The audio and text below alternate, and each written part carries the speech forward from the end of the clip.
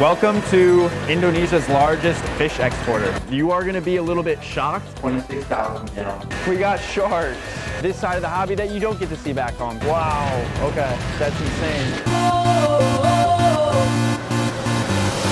Good morning. Good morning. Morning. Good morning. Good morning. Morning. Guys, I have to finish my sentence. Oh God, almost got hit by a... Good morning. Oh, George. The screen is fogging up. It's so hot here. All right, we gotta do this intro quick. Good morning, guys, from Bali, Indonesia. We're going to a fish exporter today where they've collected fish from all over Indonesia. Yeah, we're gonna see what they got.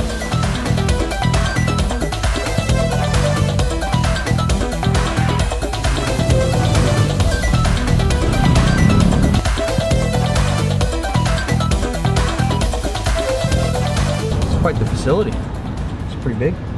Hi guys, my name is George and we're here in Bali, Indonesia at one of the country's largest fish exporters. 2 years ago, there was an Indonesian coral ban, meaning that exporters could no longer export coral from this country. This facility used to export coral. You guys are about to come in and see inside. Just want to put this right here up front. I'm just here to document this experience, to show you guys what this is like. You are gonna be a little bit shocked when you see inside of this facility. It's really important to keep an open mind. Don't make conclusions right away. All right, let's head inside. So right here, we're gonna just wet our feet in this bin of water here. This is a precautionary measure to make sure that no chemicals or anything that we're stepping on outside is coming into the facility. Welcome to Indonesia's largest fish exporter.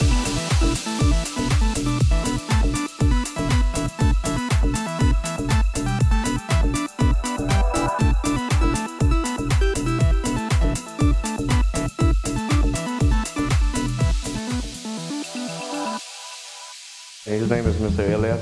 His company is Cahaya Baru. He's an exporter, mainly fish. I sent to Los Angeles, New York, Japan, Europe, Russia, and South Korea. Where's your most popular location? USA. On Friday I sent to Los Angeles, sometimes 80, 90 boxes. And then on Saturday I sent 90 boxes to New York. How has the coral ban the last 2 years affected you? It's very hard, man. Make me a little bit stressed too. For the Indonesian coral ban, were you also exporting more coral? Yeah, we saw coral and then fish. The business went from 50-50 to 100% fish. Yeah. What do you think about it slowly opening back up? Yeah, I hope the other exporter do the right thing, do the correct way to send the corals, never play anymore with the smuggling. Because if it's happened again, we finish. We are finished. All of us finished.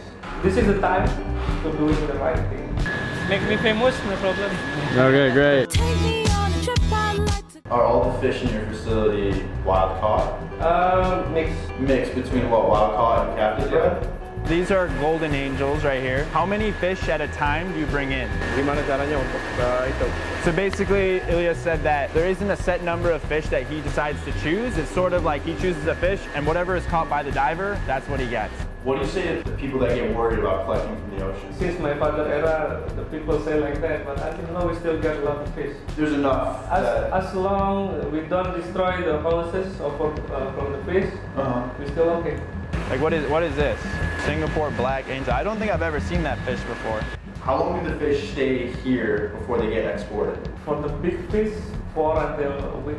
4 days to a week? Yeah, for the small fish, we can call 3 days for export. Do you treat the water with any medication? Some kind like nitrofurazone. So these are powder blue tangs. They're from the west side of Indonesia. These are very famous on the internet. These black batfish.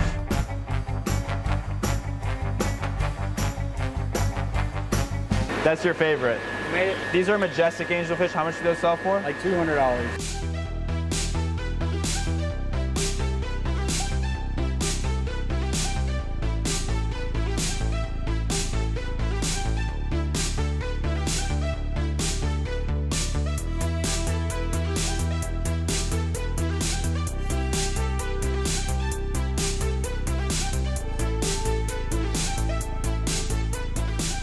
Probably one of my top 5 favorite fish.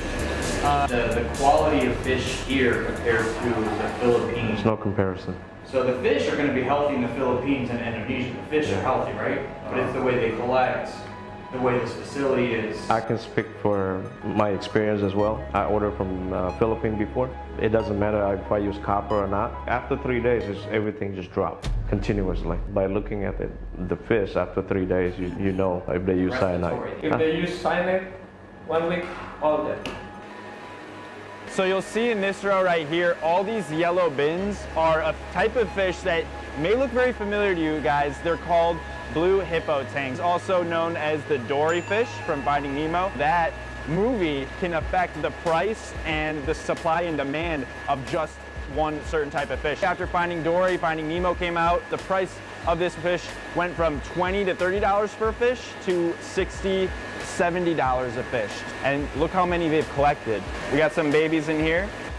And then you'll see they start getting bigger and bigger. These are some maybe medium ones. These tubes are just oxygen. And so they're just running O2 into these bins of water so that the fish are getting plenty of oxygen. Oh, wow. Then these are more adults. Which fish are hot right now? Which ones are selling the most? Mostly tangs. In the States, we use it a lot for helping us on the tank to clean up the algae and stuff. The blue tangs, the scopa, this giardini, stuff like that, you know, that's very popular. So Ilya says that this line right here is all for new fish. Very popular in the United States. Yeah. Cheese. So these are all fish that have just come in. A lot of the viewers are probably wondering, why do you keep the fish in such small tanks? Saltwater fish, they like to fight, so they have to divide it before they goes out for export. So you'll see right here, they're keeping these fish in these little Tupperware bins. You might think that's inhumane, you think that's cruel, but the reality is that this particular type of fish, they fight, they're very aggressive. They're putting them in these little bins to keep them from fighting and hurting each other. So these are all the corals now. Since the Indonesian coral ban opened less than a few months ago, now you're able to export these pieces of coral. And these are all maricultured, right? Yeah. They become very strict about it. So they're no longer taken directly from the ocean. It's what's considered mariculture, meaning they've come from mother colonies years and years ago. They grow these corals out on different racks right by the ocean. All these corals right here are going to be shipped out this week to Los Angeles, and it's going to be 11 boxes of coral. Over here, we got sharks. We probably have 10 to 15 different black tip and white tip reef sharks in this lagoon tank. How do you ship those? How do you ship the sharks? We ship with different boxes. Yang pakai papan itu? Yes. We use a crate, like half of this table maybe. Certified by the airline, so the airline can take it. So the crate, styrofoam, triple, quadruple plastic bags, and then ship it. Where in the world are you sending the most sharks? Mostly Russia. Russia? Russia.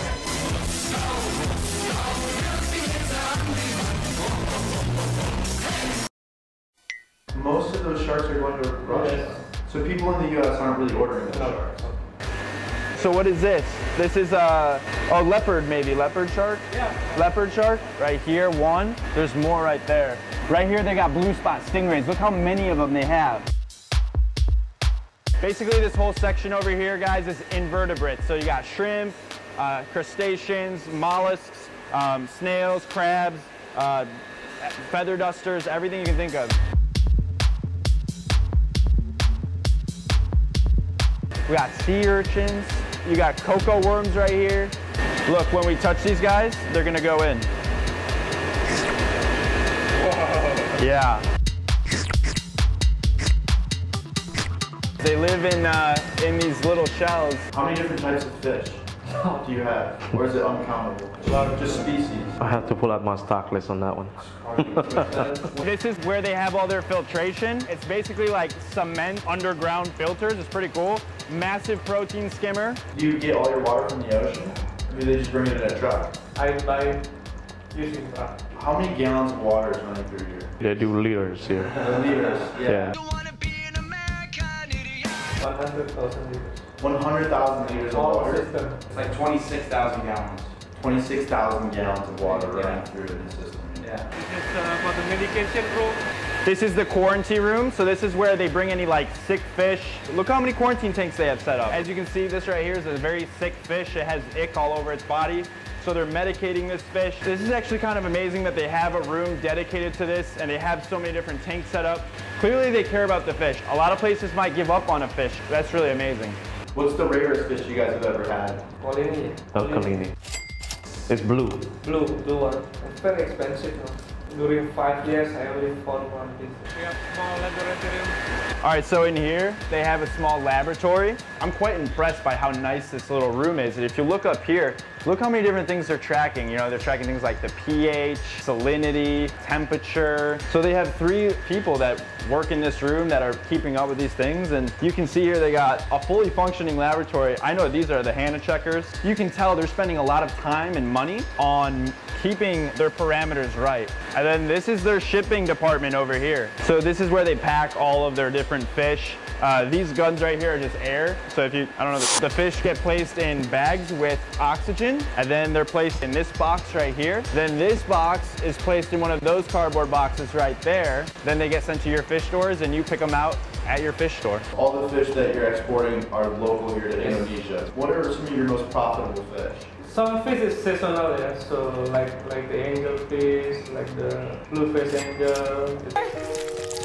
And then up, there's a second floor. Your dad owned this place, and then you took it over? Since 1989? Yes. In Bali. In Jakarta since maybe 1979. So up here, this is a second floor where they just basically keep packing material. Now look how much of it they have. Is this a zip line? The fish are here for 3-4 days. Are you feeding them during that time? Are you medicating them? What do you do to the fish in that transfer? Normally after a week, if the fish is not sold out, we start to feed it. We wait until 1 week. It's fresh from the ocean. It's like bloated. It's like full of food, and there's a waste in the bag when they pack them. Right. It's gonna kill the fish itself. That makes sense. And they do that in the United States as well. Do they have like Borbonius here, stuff like that? Borbonian, yes? Yeah. Yeah, we have. Can I have one? Maybe next week we have a lot. Right here, they're preparing the plastic for shipment. It's kind of like they're off time right now. And so they're preparing the plastic bags for the new shipment this week.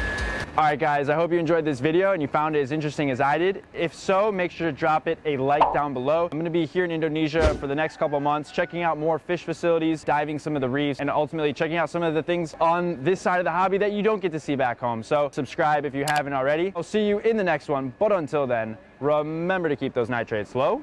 George, out.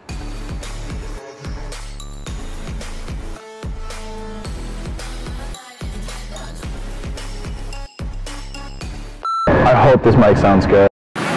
You ready for these ribs? They look good. Let's go! Sutan brought us to one of the best places for some ribs. Meaning that there are no longer, so this facility, meaning that you. What's your favorite fish that you have? Blue Tang. Of course, there's about 1 million of them out there. You want to know the most profitable fish for him? Blue tang. Teman kita ada produk yang bikin itu, jadi bisa bantu. Aqua.